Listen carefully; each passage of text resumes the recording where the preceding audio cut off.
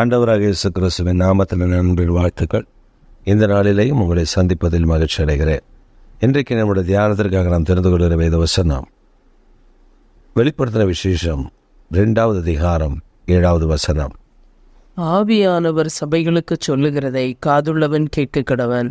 ஜெயம் கொள்ளுகிறவன் எவனோ அவனுக்கு தேவனுடைய பரதீசின் மத்தியில் இருக்கிற ஜீவ விருட்சத்தின் கனியை புசிக்க கொடுப்பேன் என்றெழுது.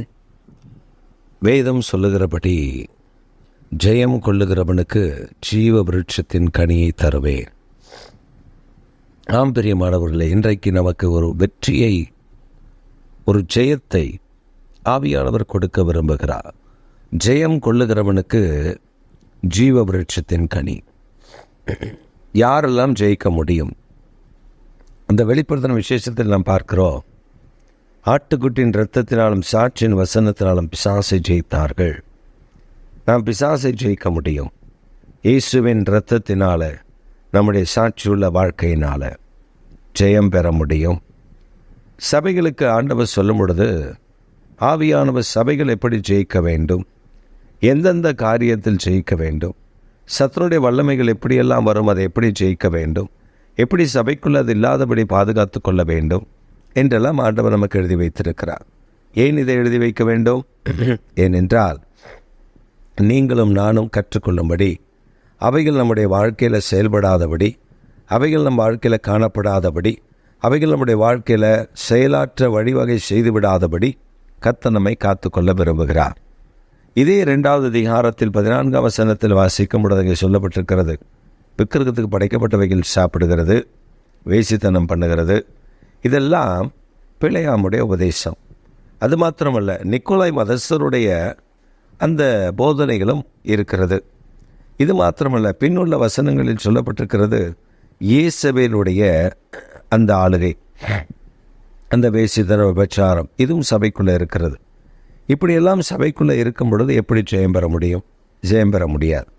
அப்போ நம்ம ஜெயிக்க வேண்டும், வெற்றி அடைய வேண்டும், ஜெயத்தை நாம் பெற்றுக்கொள்ள வேண்டும் என்று சொன்னால், இயேசுவின் இரத்தத்தினால, நாமத்தினால நாம் ஜெயிக்க பழகிக்கொள்ளணும்.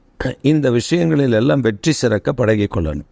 இந்த வார்த்தை, இந்த காரியத்தில் எல்லாம் ஜெயிக்கிறவர்களாக நாம் காணப்பட வேண்டும்.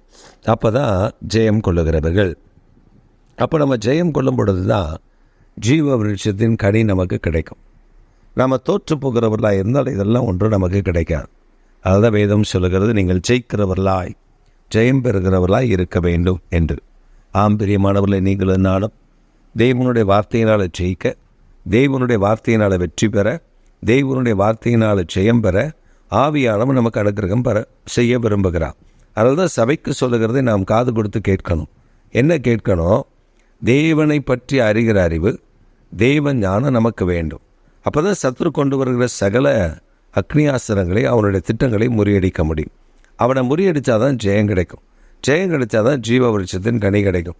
இப்படி ஆண்டவர் நமக்கு தந்திருக்கிற நேர்த்தியான பாதைகளில் நாம் நடந்து சென்று அந்த ஜெயத்தை பெற்றுக்கொள்ள கர்த்தர் நமக்கு அனுக்கிரகம் செய்வாராக.